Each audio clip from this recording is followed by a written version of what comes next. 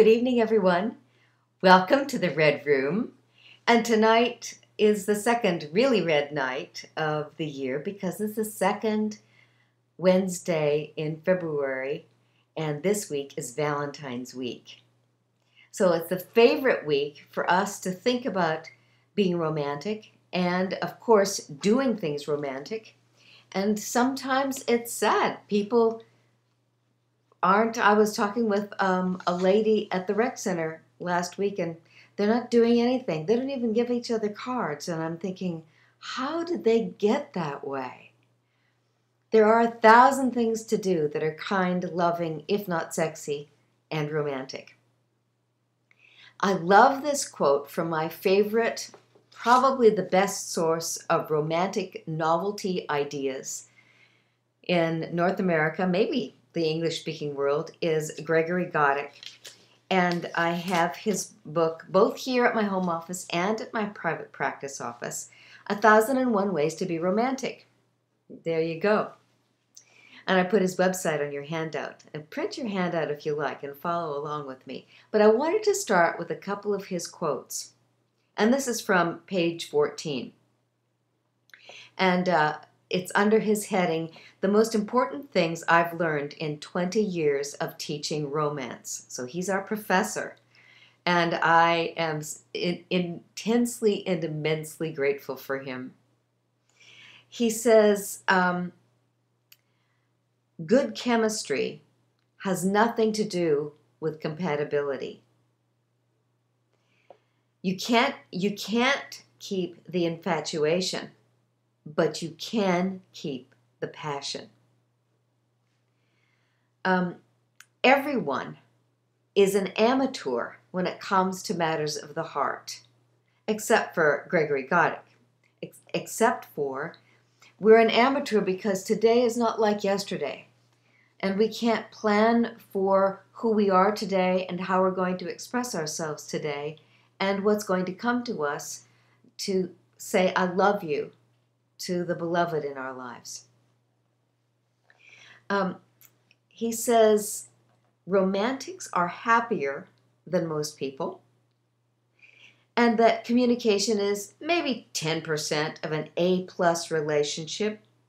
Creating a loving long-term relationship is the most difficult, time-consuming, and complicated challenge you will face in your entire life. Also, the most rewarding.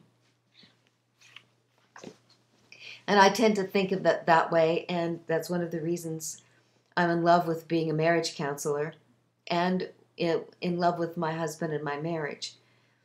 It is the place where we open most, where we're most vulnerable, where really and truly the masks come off and the rubber hits the road, and we're exposed. We're exposed as to how we're an amateur. How do we handle ourselves? Are we a master of something? Do we handle it gracefully, with a sense of humor, with honesty and sincerity and complete openness? Or do we put on a mask or avoid and withdraw or get conflictual or in some sort of defensive mode? There it is in your intimate relationship, in your marriage. It is, as Gregory Goddick says, the most difficult, complicated thing, and I think probably the source of the greatest psychological and spiritual and emotional growth in all of life, which means being devoted to understanding great relationships and mentoring people to get their own is endless.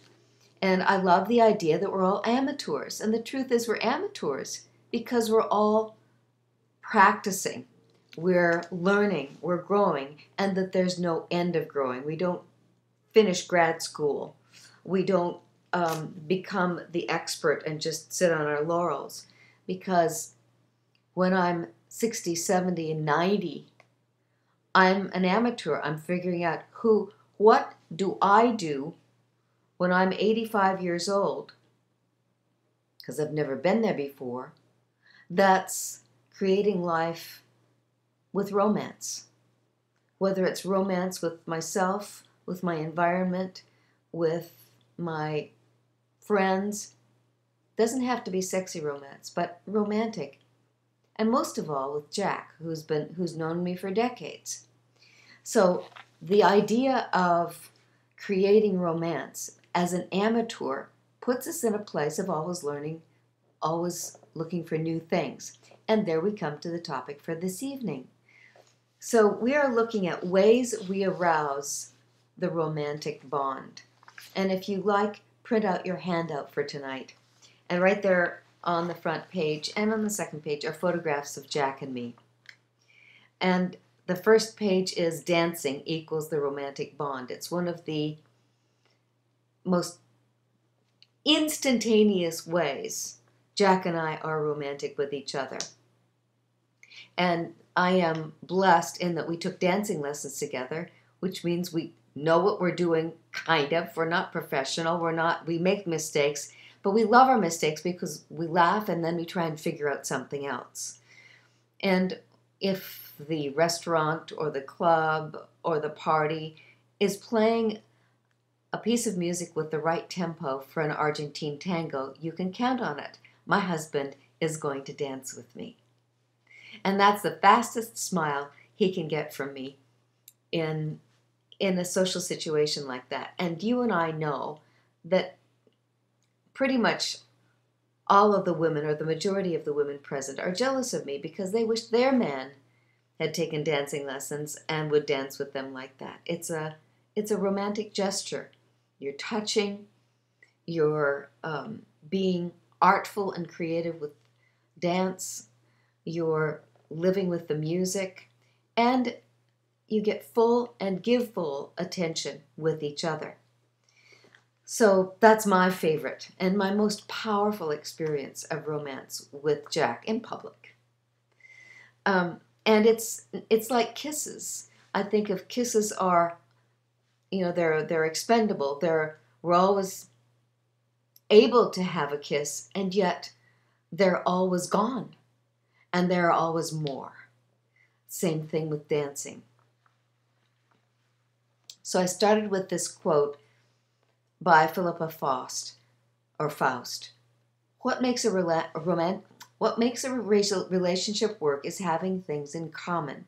What makes a relationship passionate are our differences. And maybe that just means vive la différence. That he's a man, I'm a woman. And that there is a kind of a magic there, if we want, rather than an irritation. And that's where comes in the word novelty. So you've heard me say before that what great marriages need more than anything to keep the romance alive is novelty and arousal. Well, next week we'll talk about arousal. This week we're talking about novelty. Novelty meaning something new, something different, something slightly unusual, different from how we've done it before. Maybe it's the same thing, but it's done differently. We can always change something and make it new. Now, there is one caveat for this title of novelty. You may be married to, or your beloved may be one of those people who do not like surprises. They do not respond well to surprises. It kills their romance. So we want to make sure that when novelty is introduced to one of those people who is really, truly, honestly uncomfortable with surprises, then you want to warn them. You want to construct it with them. You want to be a team or elicit it from them. And truly, one of the things that increases romance is anticipation. So anticipation of the novelty is sometimes even more wonderful than a surprise novelty. So we'll put that right there at the beginning, because anticipation oftentimes multiplies the wonder and the enjoyment of the new thing or the novelty or the new situation. Looking forward to it, planning it. And one of the things that I'm sensitive to is when we want to do something really grand or brash or daring or marvelous that's romantic, sometimes it costs quite a bit of money. Like my favorite is traveling to an exotic place. And if that's something that you want to plan, be aware that the planning and the anticipation and the discussion and the dreaming about it before you go are just as powerful as the experience itself.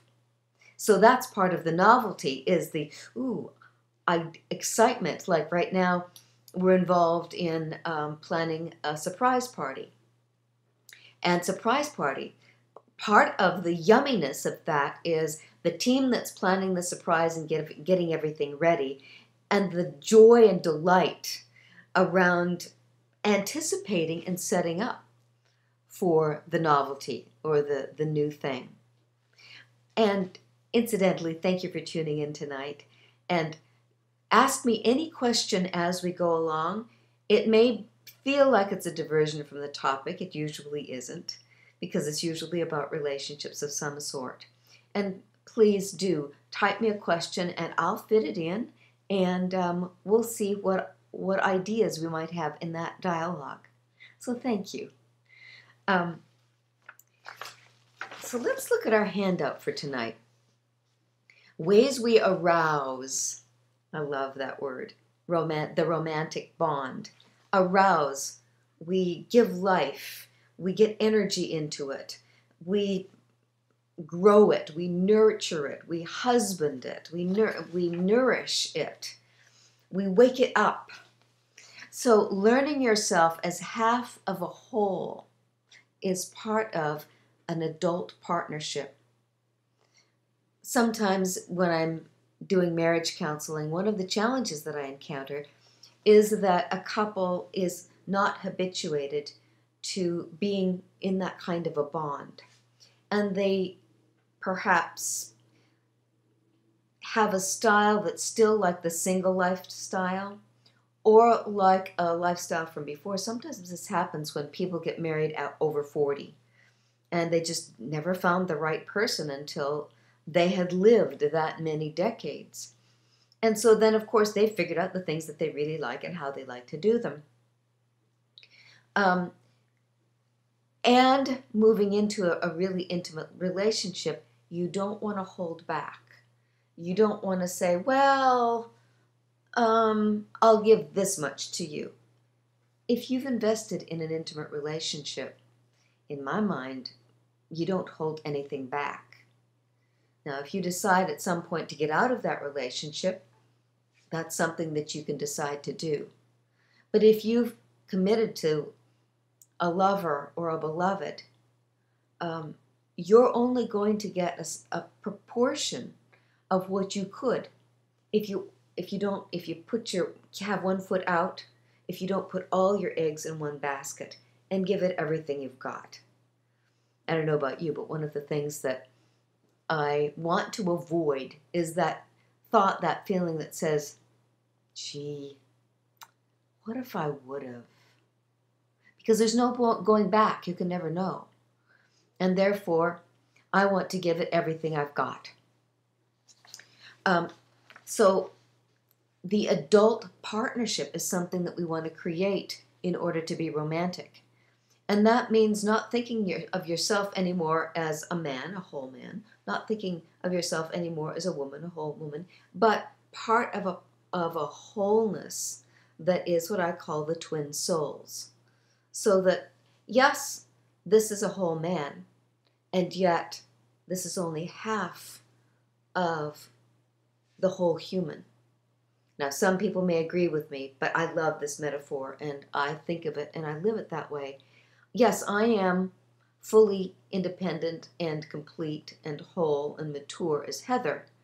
However, I am not all of who I can be. I am not all of myself without Jack. Because of being united in a partnership, adults, where we don't lock on and lean on each other and use each other as a crutch or need each other, where we are two adults walking side by side as twin souls. That's, to me, a full human life. Because I have a commitment with this man. I trust him completely. And I give him everything I know, everything I have to give. Sometimes it's the hard part, and yet he's my beloved, which means he helps me. And if he's in a stressful place, I help him because I am sensitive and sensitized to everything that's in his heart, mind, and soul and body. So that's how I think about an adult relationship. And truly intense passion and deep intimacy is only possible with grown-ups. You've got to be that robust.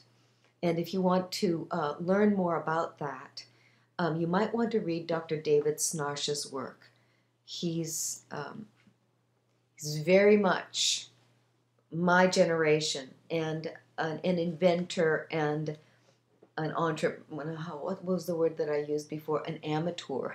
Well, he's a professional, but in these times when we're learning this, this is one of the people who has focused his formidable, loving heart and intelligence and professionalism on learning about intimacy. Intimacy, passion, and one of his books is Passionate Marriage. And FYI, one of the couples that's doing fabulously, whom I'm working with, he's a voracious reader, and he just told me he got David Snarsh's newest book, and it obviates the other two. So Passionate Marriage is the last one that I have, but he's got a new one that's even better. So if you're one of those people that really wants to dig deeply, this is where your go-to is. Okay, and chime in with a question or a comment anytime you like. I welcome that. I relish it. So designing your partnership. The deep romantic bond exists only when we pay attention to keeping the connection with each other. Because if we don't pay attention to that bond, it dwindles and shrivels and dies away. And so often couples will come to me for marriage counseling saying, I don't feel the love anymore. And what I tell them is, it's not that the love isn't there. They don't feel it because they've abandoned nourishing the romantic bond. And part of that is nourishing the best friendship, of course. This may be the most intense part of the work when they tell you you're supposed to work on your marriage. The work of keeping your marriage clean, energetic, enjoyable, and strong. You too design and you live your intimate partnership when you're trustworthy in your devotion to the relationship, in the way you use your money, through how you keep your privacy, without revealing too much, and how you succeed as a team doing domestic duties together. Those things are really requisite as the strong foundation underneath that partnership of twin souls. If you can't handle your money intelligently like an adult, you're sabotaging yourself and your means and your home and your relationship. If you haven't figured out how your domestic duties work, then every week you're going to have an irritation. And the life is stressful enough without irritations that you need to tend to that are that mundane and daily. Your devotion to the relationship. If you don't devote everything, as I said before, if you don't put all your eggs in one basket, then the trust isn't there. And if the trust isn't there, we don't feel quite safe to keep that bond clear, clean, and strong, and fun, and open and honest. And then how you keep your privacy. Do you say too much to your mother or your girlfriends, or to the guys when you're playing poker or playing pool?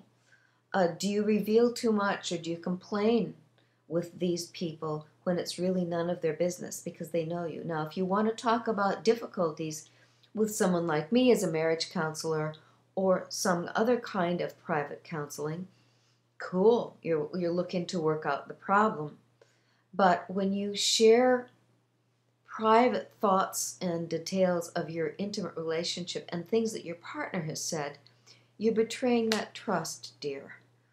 And sometimes it's a habit. Sometimes families do have what we call loose boundaries, and they share too much. So, like, those people that say too much information, and there are some people that don't share enough, of course. But the two of you need to find that your stride, your style with those foundational elements. Because if you can't trust each other, then you can't build that romantic bond. That makes sense. Anybody have questions about that? So that's the powerful parts to me of designing your relationship. You need those foundational elements that are so powerful you stand on them, because then you can relax and build the romance. If there's something that's untrustworthy or doubtful or unsafe, it's really hard to build romance. Okay, then and the next thing is this topic, intimacy, takes trust. We can lose or never really create a romantic bond by keeping protective barriers between ourselves and our lover. And certain relationships, that infatuation stage or quick love affairs, just trysts or dating, such like that, it's not required that you share everything. Probably it's not appropriate. But when you want the romantic bond of deep intimacy with a beloved, you've got to have a trusting relationship, and you've got to drop your barriers. You've got to be able to be bare naked, physically, emotionally, spiritually, and mentally with your lover, and feel safe, and feel loved, feel celebrated. Now, I'm talking about the ideal, aren't I? Not all of us are that mature or that robust or that practiced yet. It's the journey that we move towards, which is that essence of always being an amateur, because there's something we're trying out that's new, experimenting with. And I don't know about you, it took me many years of going more and more deeply and vulnerably into being open and intimate. And partly that never really happened until I met Jack, who was my real beloved. Then the intimate romantic bond is created fully when we drop the privacy fences with our true love. We may know countless reasons to keep our independence, lots of ways where we defend ourselves and keep our independence so that we're safe in whatever manner, and few which invite utter surrender, absolute surrender, because it's so safe, so warm, so romantic, so intimate. So that complete surrender is very, it's irresistible in a healthy relationship with two adults. If you're immature, sometimes it can be pretty clumsy, or you don't know how to do it. Some of us drop our guard only with children and small animals because we've been wounded. And so what we want is for you to find someone, if you're one of those people, who is very safe, who adores and loves you and would never hurt you intentionally, so that little by little you can drop your guard and find a human being that you can trust as well as you can innocent children and small animals. So that's where the walls must come tumbling down if you want to build that romantic bond. Okay, I'm moving to the second page about the romantic bond. And again, real romance, as I say, is for grown-ups. This quote from Diane Solly, and Diane is a dynamic woman. She is the creator of the Smart Marriages website, the Smart Marriages Conference. There never was one before her, and my hat is always off to her because of that. It's a marvelous thing she's done. And she says, the most important marriage skill is listening to your partner in a way that they can't possibly doubt that you love them. When there is no doubt that you love them, the romantic bond is effortless. It's there. We want it. We relish it. We treasure it, and we feed it ourselves. So adult roles build desire, not need, desire. And when we desire each other, yes, it may be a sexual desire, and in the romantic bond, there is a sexual component, of course, but tonight we're talking about just the romantic bond before we get to the sexual part, which is next week. The romantic bond, the intensity of that is going to affect everything, and certainly, especially your sex life.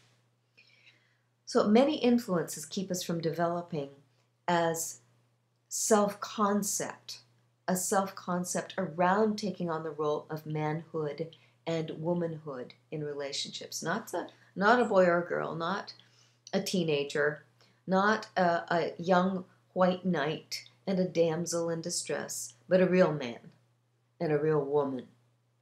The strength, the depth, the robustness of being adults. And lots of things in the world keep us from developing that, partly because many of us don't have that many role models of people who want to be grown up, who relish the intensity and the power and the depth of being a true woman, not a girl, not a playmate, but a woman. She has the playmate, she has the girl in her, and yet she's a great lady or a strong woman, a man who has his true manhood. Starting boy-girl relationships too young fosters sibling dependency or neediness, as other developmental aspects are obviated and undeveloped. So if we start that romantic bond too young, the identity is still not developed. So you don't have the tools with which to develop the romantic bond. And then it's immature and thin, and you know how teenagers get into the gossip and the rivalry and all that drama because they're too young for an intimate relationship. They're too young to try to bond together. And it is a deep sadness and frustration in me that we don't mentor our teenagers what to do to develop identity rather than to flip into developing an intimate relationship when they really aren't yet equipped for something that's high quality. Only the man and woman can choose to fill the role of husband and wife. Happily, joyfully, intensely, richly. When kids in their 20s try to fulfill the role of husband and wife, they've not really ever found their full identity. They haven't been free to play and wander in the world. They haven't found all of themselves to bring to a relationship. Mind you, when people do get together very young, they then go on the world, exploring the world together. And some of them do it wonderfully, and they grow each other up. Some of them have a real hard time, and when they finally do get identity somewhere in their 30s, they have children and responsibilities, and it's a sad thing. Hi, you just joined. Welcome, dear. Awesome. And chime in anytime you like. Ask me any questions. Enter a dialogue. I love that. Good. So half of a whole, and that's what I talked about a few minutes ago, of being half of a whole. Somebody says, I have a big question. Okay, bring it on. Let's find out. I'm curious. It's novelty and arousal, right? We're all of us tuned in tonight to the Red Room are saying, ooh, what is it? Novelty. And then your favorite style of novelty. So we need to know about what your style is in order to foster the romantic bond. So Here's a big question. This person says, I'm involved in an affair, and I seem to have lost control of my life.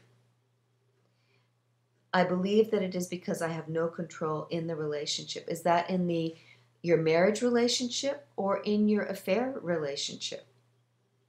One of the things, I have quite an extensive article that I wrote on the sources of what allows us to have an affair. And my bottom line opinion is, if a marriage or your intimate relationship, your committed relationship, is good, is strong, is healthy, is mature, it's impossible for you to have an affair. And so if you're having an affair, that says to me that your primary relationship is not healthy and is not robust. So let's see what this person is saying. I have no control in the affair. I am not married, but my partner is. I am plagued with anxiety and paralyzing apathy towards life. And I'm wondering what your anxiety is. Now, if your lover is married and you're not, then I don't know if you're a man or a woman, but whichever one of you is cheating on the spouse is going against integrity. It's abandoning and betraying your romantic, intimate integrity. And then, in a certain way, sometimes that's kind of a novelty and arousal aspect because it's illicit, and yet it's a betrayal. And so it's hard to manage that sense of having a love affair and the joy of romance and passion and sexiness while someone is being betrayed and cheated on. There's no way around that. And that says that whoever your lover is, who is married, that person is now going against their honor. And that can't continue unless, sometimes the married person is married to an invalid or someone who is abusive or someone who is in another country. And even then, the thing of honor is to divorce or to walk away from that relationship so that it's not a dishonorable thing. I'm wondering what your anxiety is. I don't believe my lover will ever leave the marriage. And so that says that in a certain way, you will always be number two. And I remember working many years ago with a woman who was a lover of a married man, his mistress, and they were in a cultural tradition where, and there are certain cultural traditions in certain countries where lots of people, I'm married to this person, I love them and honor them and respect them, but we don't have a sex life or a good sex life, or our sex is just to have babies. So I'm going to have a lover or a mistress, and that's where my sexual energy goes. Well, guess what, guys? Where's the romantic bond? It's with the lover. And the other one is more mental or spiritual or philosophical. I don't know about you, but I can't live that way. I need to give everything in one spot. And if I am being betrayed, and I was thoroughly betrayed at one point in my life, I refuse that. I will not tolerate that. That is intolerable because it's such a betrayal of not only the other person, but of me. Because I need all a man has to give. A piece of it isn't enough for me. But with the woman that I'm talking about, she didn't want to change anything. And it was one of those traditions. And so the question I asked her was, is having a piece of this man, having a piece of his life. Is that enough for you? For some women, it is enough. For some men, it is enough. And that's how they choose to live. Of course, that's not deep intimacy, is it? And tonight we're talking about the romantic bond, which comes with real intimacy. As I said, with a real man and a real woman. A real man and a real woman wouldn't betray each other. So, let's look at what else we've got. I don't believe my lover will ever leave the marriage. My anxiety is related to everything from driving to working. I fear I will lose control while driving or working or whatever. I get lightheaded, etc. I also fear that I have no control to break free from this relationship. Having a peace is not enough for me, but I have felt my control slip away from the relationship, from life. It sounds to me, dear, as you're reiterating how much you feel out of control. And of course, if this person will never leave his wife, so I now know you're a woman, that you are out of control. Oh no, will never leave the marriage. I don't know if you're a man or a woman. Sorry, I made that assumption. If your lover won't ever leave the marriage, then that's something that you can't determine. And therefore, in the truth sense, you have become then victimized by this person. Because you're a victim of this person's unwillingness to make you number one. And if you're out of control, that no wonder you're afraid. And I would say that you're too alone, and that you, thank goodness you're tuning in tonight to share this with me. You do need someone to talk to, not just me on the Red Room anonymously, but come to see me in my private practice, or email me and ask me for somebody in your area. But you need to be talking to someone who supports you, because if you feel out of control and you have that much anxiety, dear, that's not healthy. It's not good for you. And like you said, if you feel like you're going to lose control driving, now your physical safety is in question, dear. So you can't continue this. You don't know how to get out of it. And that may be an internal process that you need to mature through, and you need to learn some degree of mastery of yourself so that you're making decisions that are healthy and respectful to yourself and respectful to a relationship. Maybe not out of control, but no control. The relationship has lasted over 6 years, and I think it has influenced my life in a negative way. But, and there's always that paradox, isn't there?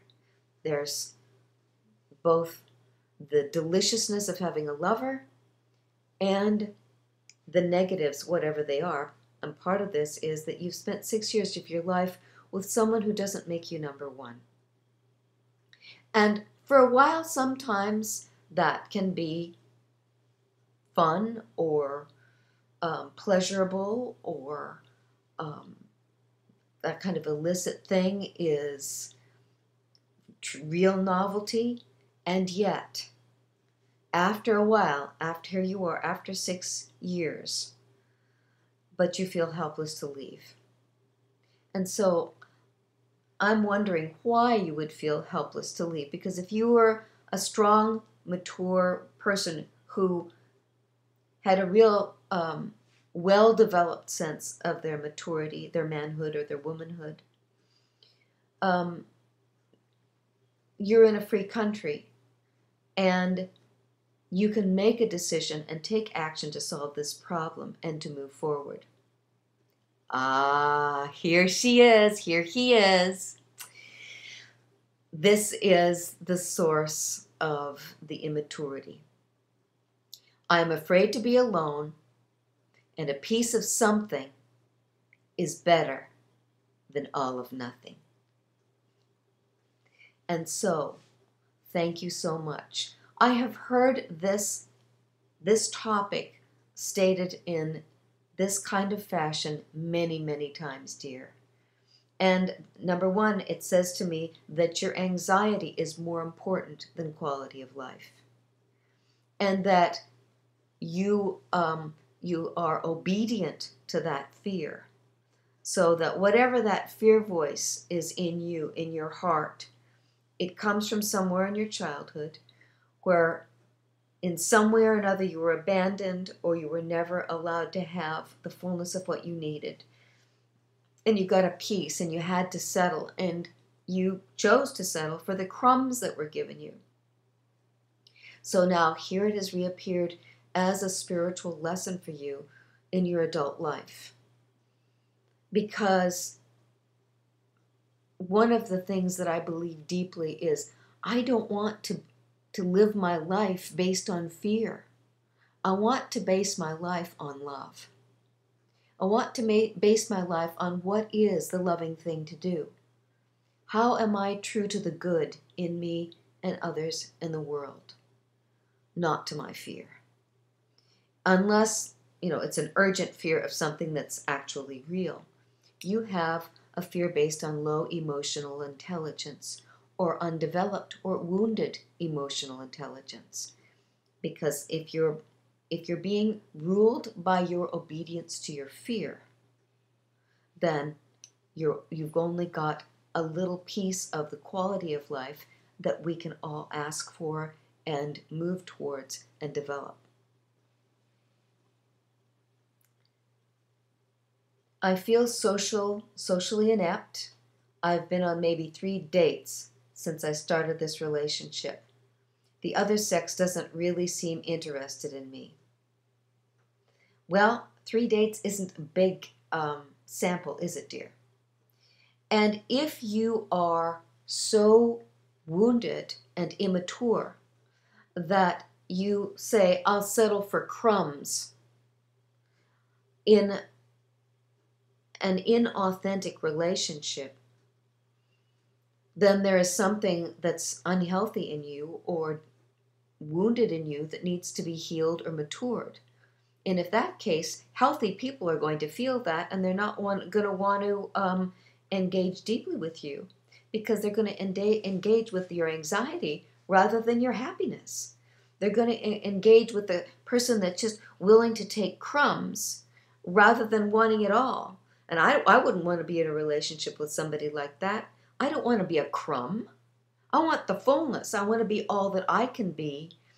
And my beloved, therefore, has to be all that he can be as well. Not that any of us is perfect, but that we don't settle for crumbs. We don't live our lives based on anxiety and fear and the drama of emotions. Emotions are not who we are, remember? Your fear is not who you are. And if it gets too much of your attention, then that's determining your quality of life, which is not intelligent, not mature, not of the heart. I do want the fullness, yes, which is why you tuned in tonight and you're being this vulnerable and open with us in sharing this difficulty with us. Thank you so much. You are set for change, dear. I feel so helpless to leave, to move forward, to do almost anything. Well, I would say that you need a counselor or a therapist, and you need some friends, and you need some activities in the world that give you an opportunity to be engaged in projects or creative things that are fun for you. The fast track out of anything that's holding you down, out of control, scary, difficult, is fun. It's pure fun. Now, going on dates right now, if you feel socially inept, is not going to be fun. It's going to be stressful and intense and aggravating and probably demeaning if you're not feeling comfortable and happy there. We want you to go somewhere in your city where there are healthy, happy people doing something that they love to do. Sometimes it's a hobby, a sport, an art form, a volunteer activity, and you need to pick something, and here I'm mentoring you. I'm not telling you what to do, but I'm mentoring you to pick something that's natural to you that you like. Sometimes it's just something very quiet, but it's pleasing and it's fun and it feels natural and warm and safe and valuable. Let's see.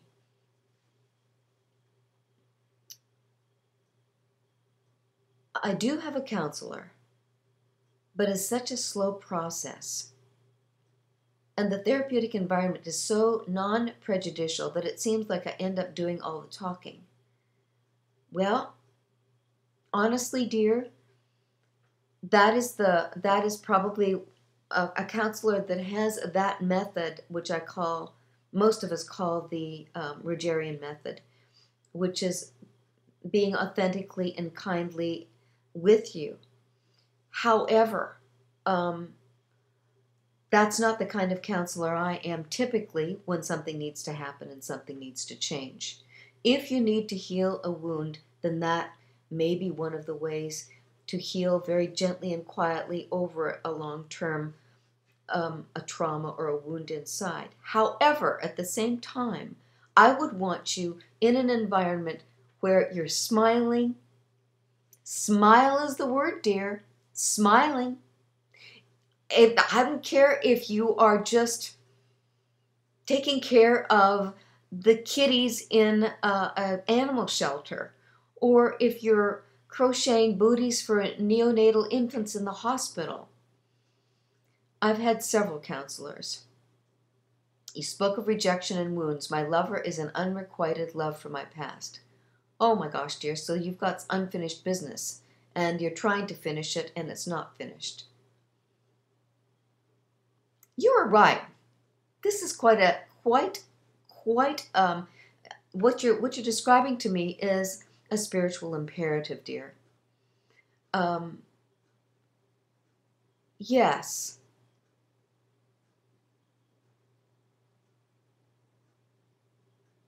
Lovely question. And that means that walking out of the darkness with this, step by step, is critically important for you to do, and not sidestep it.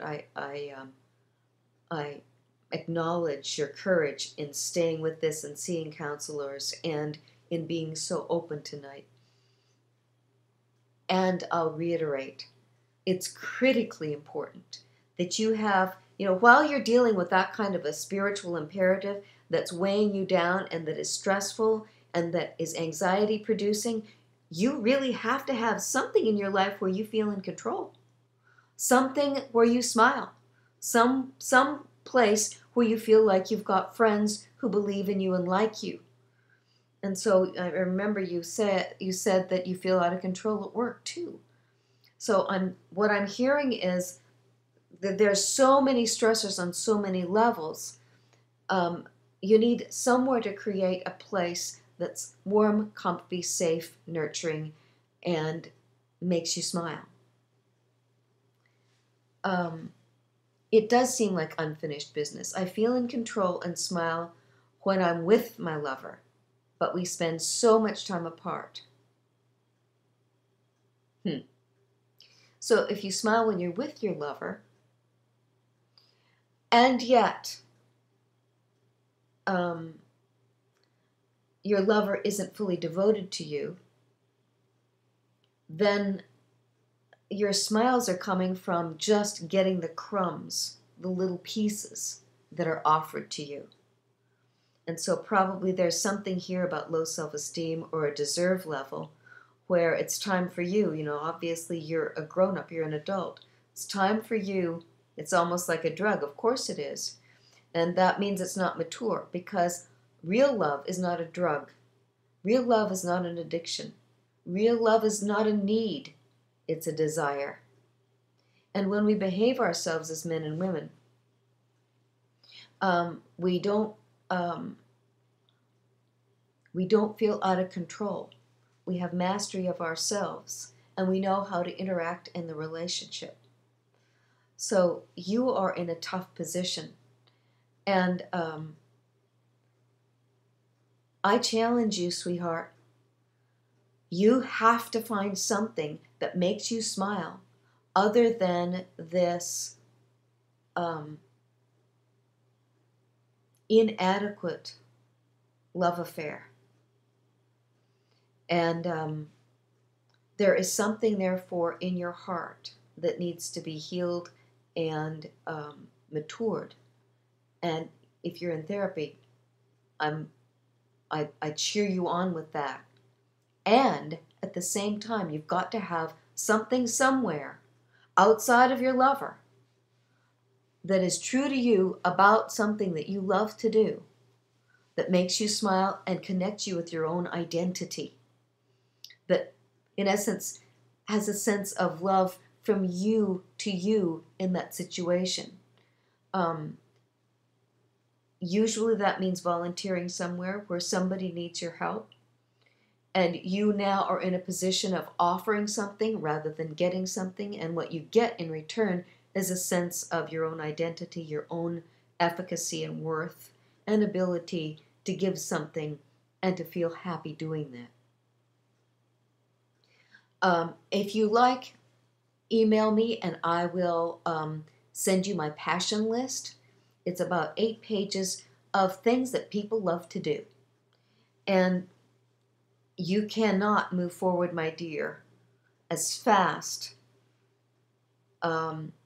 as fast as we would want you to move. You're asking for it. You're looking for it without something, a place in the world where you belong, where you have a sense of your own identity in a really healthy, happy, positive way. So, passion list.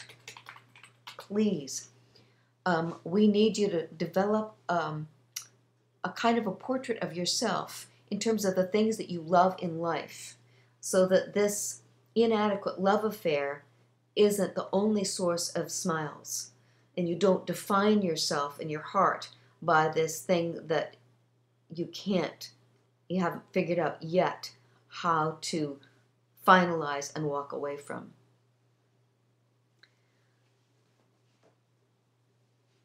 So, my dear, you're going to have to find something you love. I would say involvement in, like tonight, our topic is novelty. Our topic is finding the romantic bond. And that means you finding something new to do in your life that you think is worthwhile and wonderful.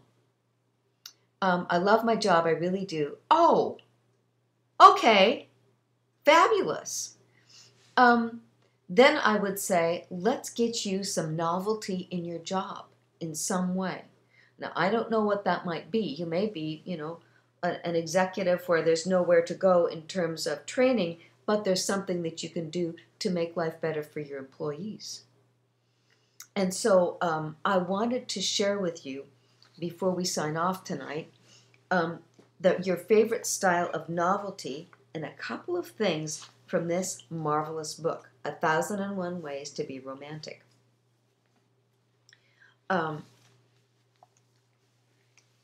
Romance on a budget.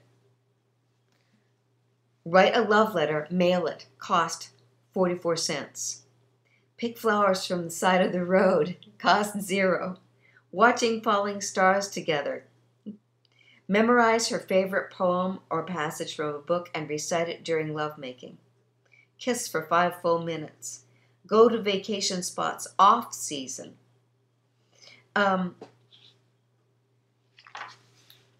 There's another piece that I wanted. There is what is your romantic style questionnaire that would probably be fun for you to take. Love notes. Write 1 love letter on 25 different index cards and hide these all over the house. Finding all of them will be the first challenge. Putting them in order will be the second challenge. Write a love letter, but write it in reversed letters.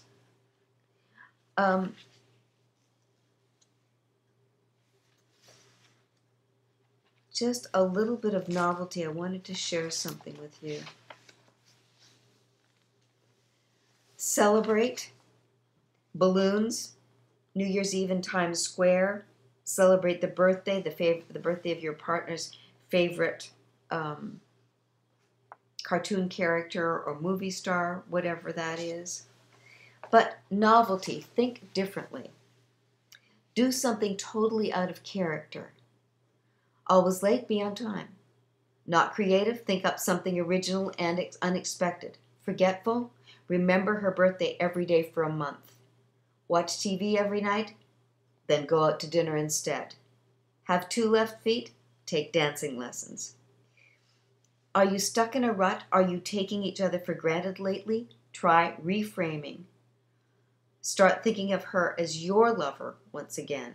Start treating him as your best friend, which he was once. Doing something, thinking differently, doing something different.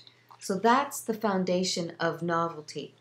And that's the thing that creates the romantic bond. And our writer says, I have no trouble being romantic. I'm sure you don't, and that's not your challenge, is it? Your challenge is your anxiety. Your challenge is your emotional intelligence. And creating a romantic bond that's deep, full, and adult. Which is why I spent the first half talking about romances for adults. Your relationship is immature because it's not full, it's not complete, it's not truly intimate because all your eggs aren't in one basket, so to speak. My challenge is to break free from this affair. And, I'm sure the other people listening are saying, well, you've been thinking about it for a while. What's getting in your way? And since I'm not your therapist and I don't know you at all, it would be difficult for me to mentor you with the step-by-step process of making that happen now. And, maybe you're glamorizing the not being able to break free. Or are you in physical danger? Are you in, if you're afraid to break free, is there, would that person stalk you or hurt you? So I'm wondering what your payoff is. What's your payoff for not breaking free of the affair? So that part of you is always wanting to do it, and part of you is, and you're being obedient to that part, of course, refuses to do it. I think because I have no control or power in the relationship, I feel I have lost it in my life. Well, that's not true. You do have power and control in that relationship. And subsequently no control to leave, fear of being alone. Well, being alone is not going to hurt you. It will maybe be uncomfortable for a while. And if you're willing to just be a little uncomfortable, you'll be alone for a while and feel what it's like to be alone and find the good stuff in being alone as well. But the truth is you do have power and control in this relationship. If you're not held in handcuffs in a prison, or there aren't horrible detriments that are going to happen to you or somebody you love, you do have control. And part of your control is staying in it. You control that. So you have a great deal of control, maybe not to get what you want. And a mature person says, if I can't get what I want here, then I need to understand that this is not going in a healthy direction. And I extricate myself and decide that I'm going to get what I want in a healthy way. I want to sympathize with the other person. I am in a very similar situation. I don't feel any power. You're not alone, if only via a chat friend and fan of Heather's like me. Would love to chat longer about this. I am going to officially sign off for the Red Room, but I'll chat with you longer about this because I don't have anything scheduled after that. So, to end the Red Room discussion, although research indicates that most men are even more romantic about relationships than women, there's often still a lack of romance in long-term marriages. Thus, the need for skill with romance novelty, flirting, eroticism, and emotional arousal. This is from one of my favorite authors and marriage researchers, Pepper Schwartz. So tonight we've been talking about novelty, about creating the romantic bond, and we've been in discussion with someone who is having trouble breaking an immature romantic bond. So until next week, I will sign off from the Red Room, and next week we will talk about creating the arousal that we need in a romantic relationship, the sexiness, the romance that connects us as intimate partners. Thank you so much for tuning in, everyone. So, of course, anybody can stay. This is a public broadcast. Anybody can stay or chime in or tune in anytime they want. That's why I'm here, you dear ones. Thank God we are anonymous. Exactly. It's one of the wonderful things about this, that I don't know who you are, nobody else does, and you can be this honest with me. It's very genuine and very dear. Is this a private message? No, the other people who are viewing see what you type. So it's private in the sense of we don't know who you are, but we do all see what you type, and you see what I type as well.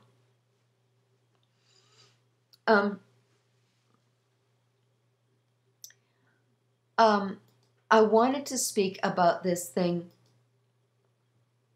feeling like you don't have any power. I want to say the word feel. We are not our feelings. Our emotions are only a response to what we think.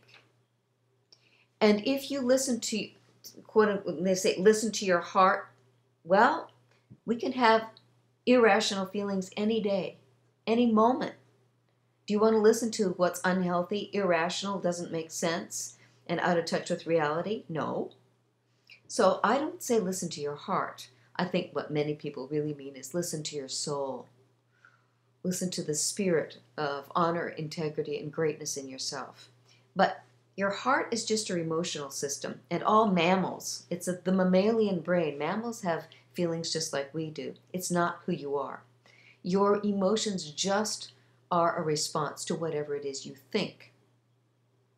So that says to me that the two of you who are sharing this with me aren't thinking healthily enough or creatively enough, and that your thinking has been seduced to just grinding away on the drama of your feelings. And I refuse to glamorize your feelings. They aren't who you are. I'm not going to glamorize your feeling of no power. I'm not going to glamorize your feeling of fear, because it's not who you are. It's only a response to what you've figured out to think so far. You do have power. You do have control. I mean, just that you've chimed in on the Red Room tonight says that you have the power to chime in here. You have the control to type and think and talk. So if you say I have no power or no control, it's inaccurate. It's completely inaccurate. Because you do have power, you do have control. When your lover calls, you have the control to pick up the phone or not. You have the choice to answer the text or not. Now, if you're listening to your irrational feelings, then you're in a situation where you're following an addiction, where you're glamorizing your emotional system and not following what you know your soul says is wise, good, and true. You do have control to leave. Okay. I'm a fairly intelligent person, and I know why all of this is wrong, but it is so hard to break free. Very good point about the thoughts being seduced. That is where it all begins. Thank you. Exactly my point. We can change our thoughts anytime we want to. And right now, tuning in to chat with me at the Red Room, you're choosing to feed your mind with new thoughts. And I am endeavoring as much as I can to be quick and to the point with thoughts that are healthy and intelligent, which means you're feeding your mind more intelligent thinking. That's the truth. You can design what you decide to feed your mind so that it's healthy thinking food, and the healthy thoughts in turn produce healthy feelings.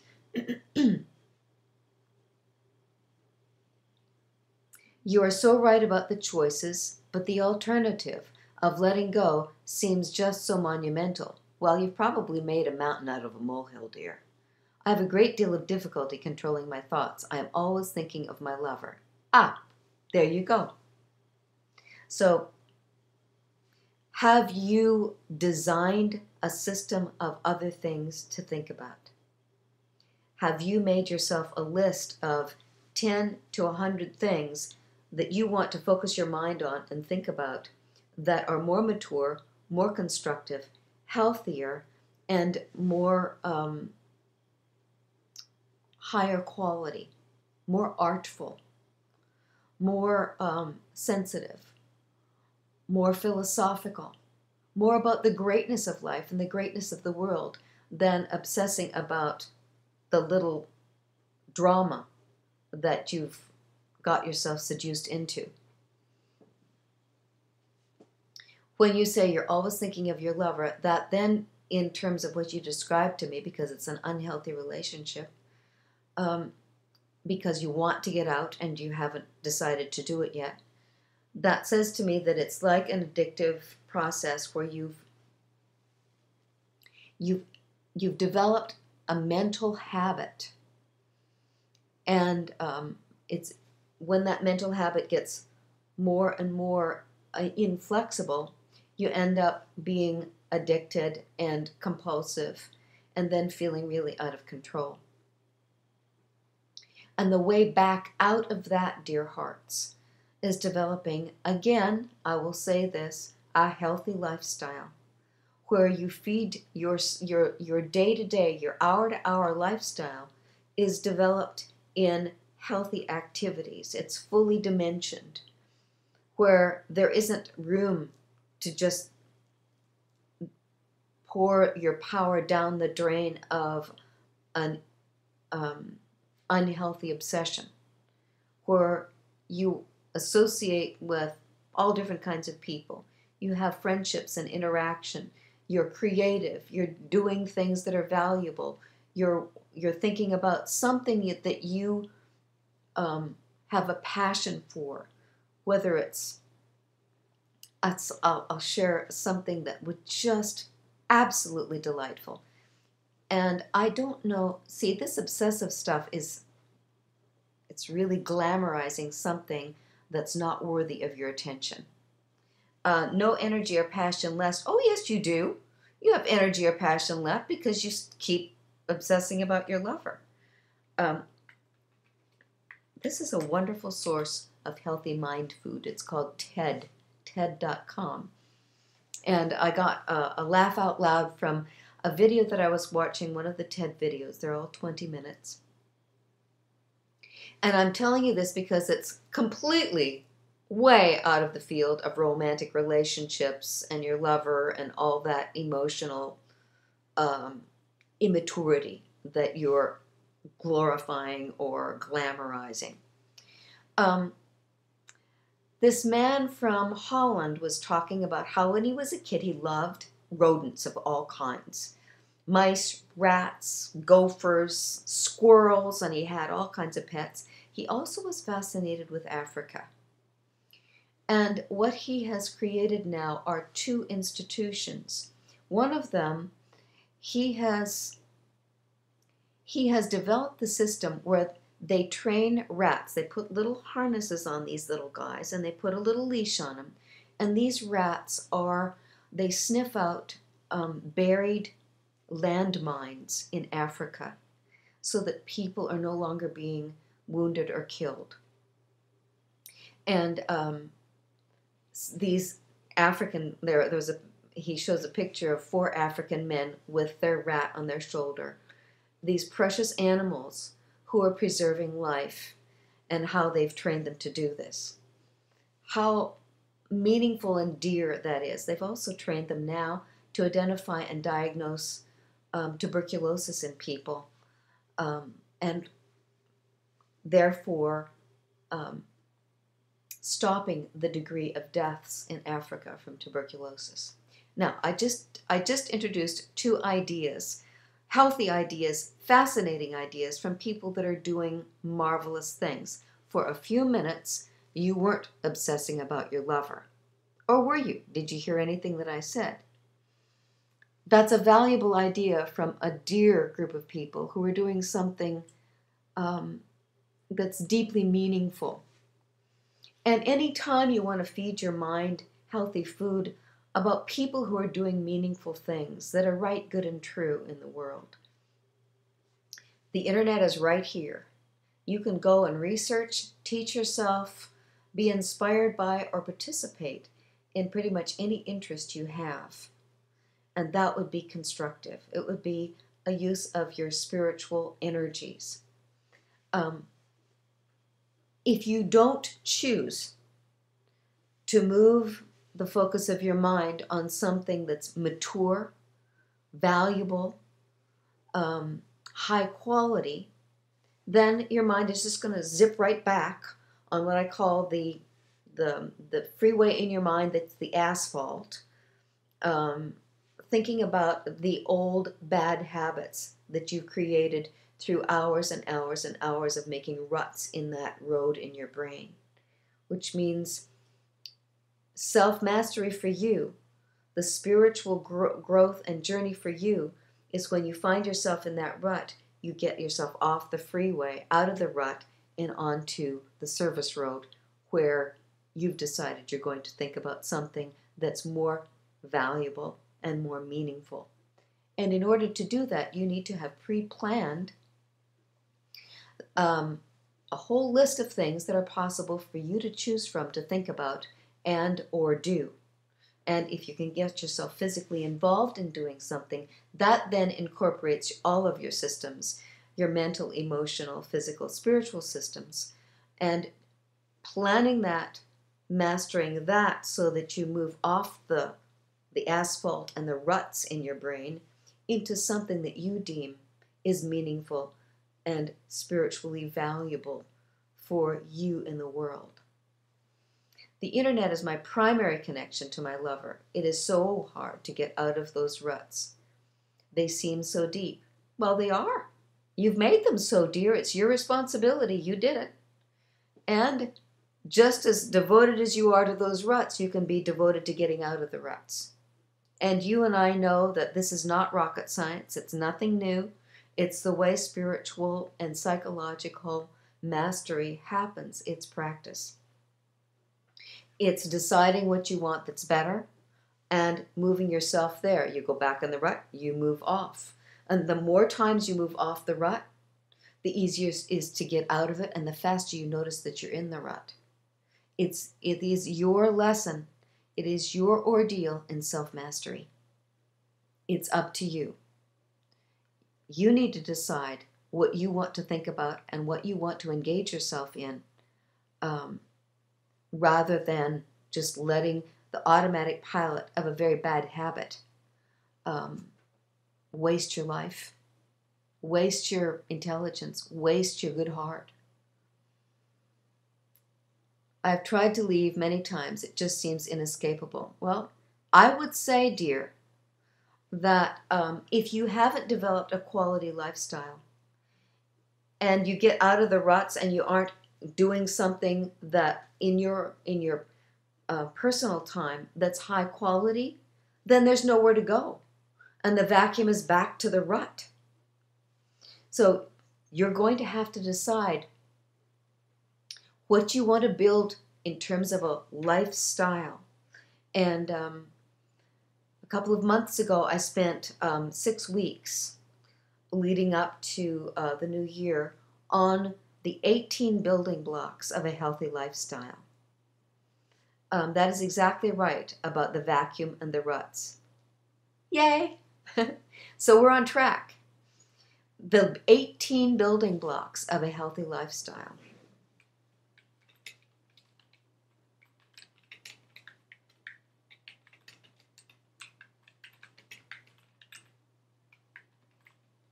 So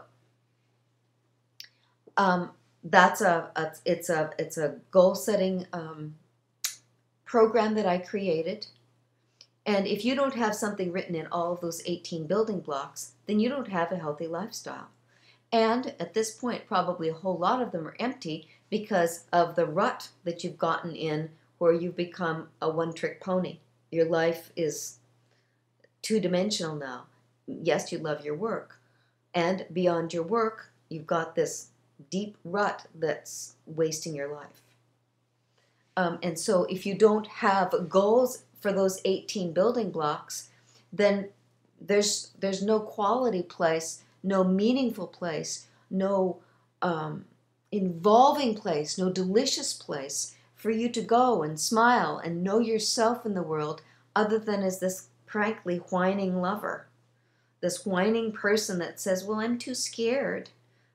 Think about how immature that is. That I'm too scared, I have no power. Give me a break. If you love your job and you have a job, you obviously have power. If you're talking with me like this and you're tuning into the Red Room, you've got great intelligence, great ability to be understanding and articulate. You have lots of power. You just haven't decided that you're going to get off the rut and use your power to develop the dimensions of a healthy lifestyle of an adult person. The relationship has left me feeling inadequate, worthless really. I have no place to start from. Well, that's a whine. Wah. You have a place to start from. You tuned into the Red Room and you're honest, which means you're honest not only with me, but with yourself. And I've been very honest with you in saying, you know, you can stay in this whining victim mode. It's not very attractive, and frankly, it's probably pretty boring to yourself and everybody else. Or you can decide to build a healthy lifestyle. And if you're living in anything other than an isolated hut on a field, which you must be because you have a good job that you love, there are places to go and people to be with who are doing constructive, healthy things. Even if it's just the local elementary school, there are adults there who are doing their level best to empower these little kids by providing them good role models and safe activities that they find themselves. I mean, just be intelligent. Just think about it. You feel inadequate? Go and help with the little kids. You crave this woman's attention. Well, sounds to me like you've been craving it for 6 years and nothing has worked out. So that's a neediness. It's not mature. It's not what an adult person would do. And as a man, you know, you aren't connected with your full manhood. I would say go out and be a leader for the Boy Scouts and find yourself, dear. I've been craving it all of my life, really. Well, that's like mommy. Not good. If you feel like you don't have power, is this woman more like a mommy figure for you than, you're not behaving like an adult man, dear. Not a mommy figure at all, except for she's holding power over you, which means you don't have full masculine power. You're not in charge of yourself. You're not a great gentleman, because a great gentleman would never allow himself to be this victimized and to get to this place of whiny victimhood and disconnection from how he can be his best self in the world. Thank you.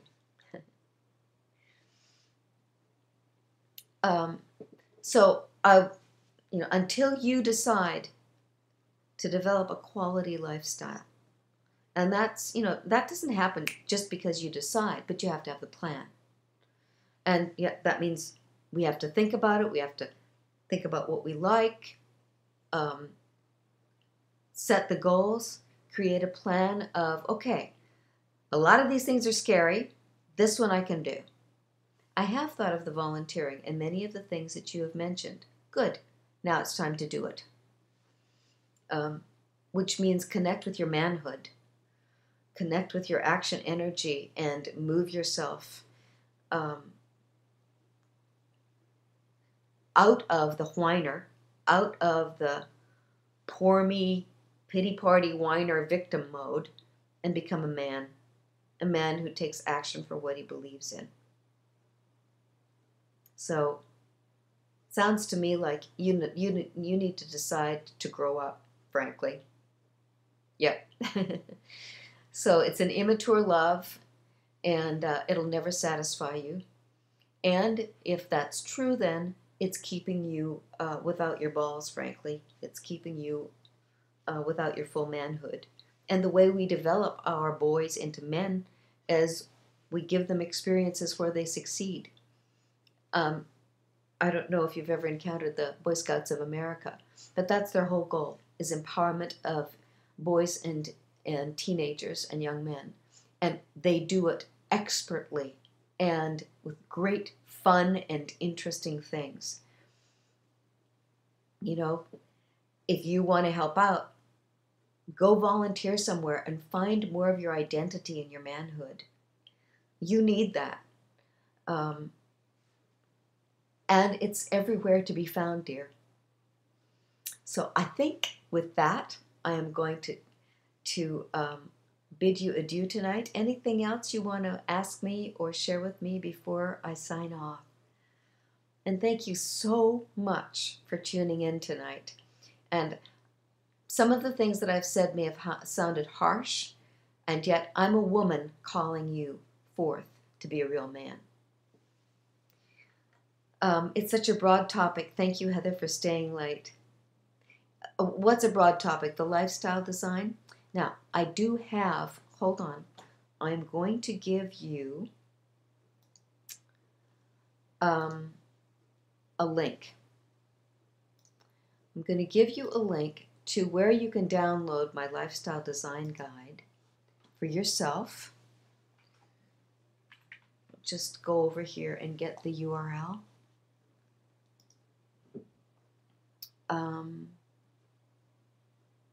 Here it is. It's part of my Rewriting Your Future work.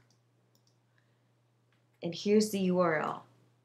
It's rewritingyourfuture.wordpress.com. The woman's version and the man's version of the Lifestyle Design Guide are there. You can download it and print it off.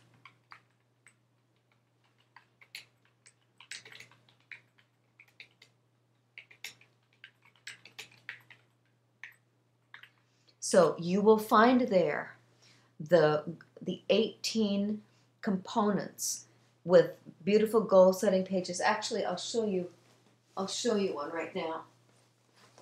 This is the woman's version of the Lifestyle Design Guide, and these are the 18 building blocks.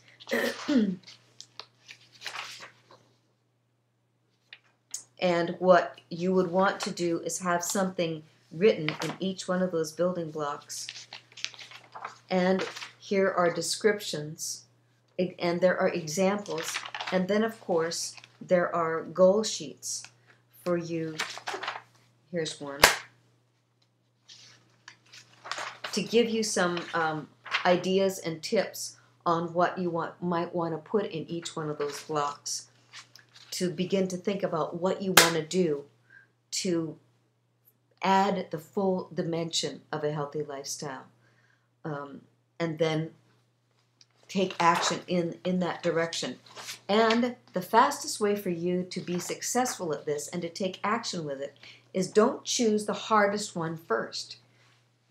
Don't choose, dating first. Get out of this rut with the emotional drama of being a teenage boy in this whiny victim boring mode.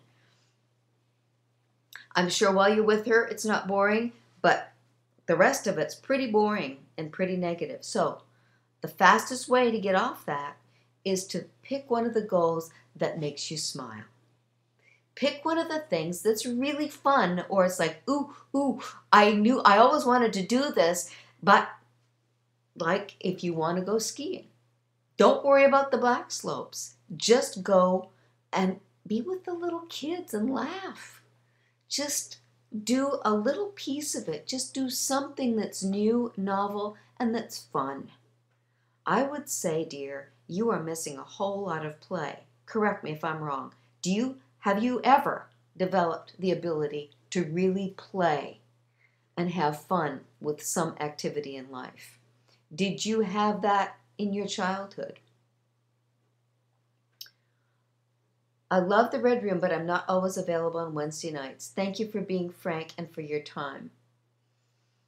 Yes, I have. I know we're not always, thank you for letting me listen, and Heather, good luck to everyone here. Had fun. Good. So, you must smile, and you must do things that you care about and that are passionate with other people. You have had fun. We need fun all the time. It's what pulls us up fastest.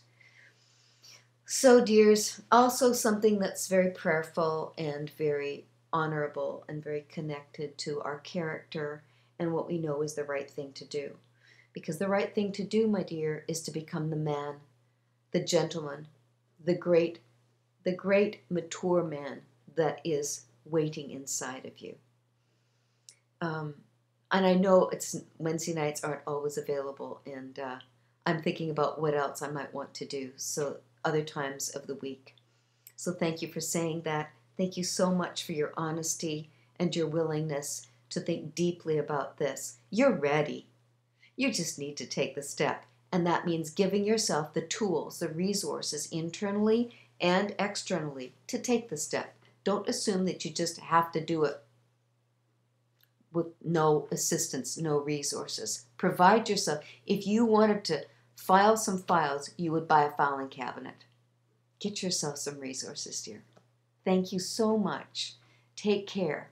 And I'll look forward to seeing you again in the Red Room. Good night.